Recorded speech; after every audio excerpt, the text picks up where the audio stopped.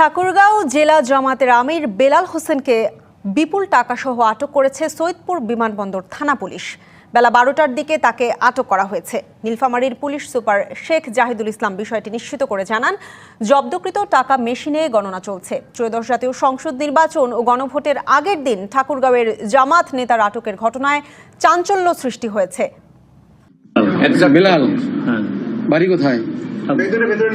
বাবার নাম কি? বাবার নাম দবিরুল। দবিরুল মানে কোন এমপি ছিল? হ্যাঁ, দবিরুল এমপি ছেলে আপনি? না। ও আচ্ছা। আর ইয়া কি গ্রামের নাম কি? গ্রামের শহরে হাজিপাড়া, ঠাকুরগাঁও সদরে প্রপারে বাসা। কি করেন আপনি? শিক্ষকতা। কোন স্কুলে? কলেজে? সালন্দার। ঠাকুরগাঁও সালন্দার কলেজের শিক্ষক আপনি? আচ্ছা, কত টাকা আছে এখানে লাগেছে? এখানে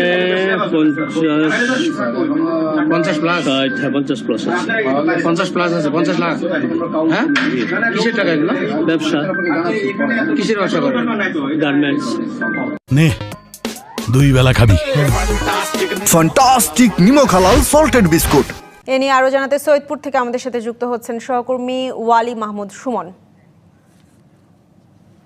সুমন, ঠিক ভোটের আগের দিন আসলে এতগুলো টাকা নিয়ে ঠাকুরগাঁও জেলা জামাতের আমির তিনি ধরা পড়লেন সৈয়দপুর বিমানবন্দরে। তিনি এই এতগুলো টাকা নিয়ে আসলে ভোটের আগের দিন কোথায় যাচ্ছিলেন, কিছু জানতে পেরেছেন কিনা, বিস্তারিত জানাবেন। আপনি যেটা বলছিলেন যে নীলফামারী সৈয়দপুর বিমানবন্দরে ঠাকুরগাঁও জেলা জামাতের আমির প্রায় 50 লাখ টাকার উপরে নিয়ে ক্যারি করছিলেন ভোটের আগের দিন, এটা আসলেই সন্দেহজনক।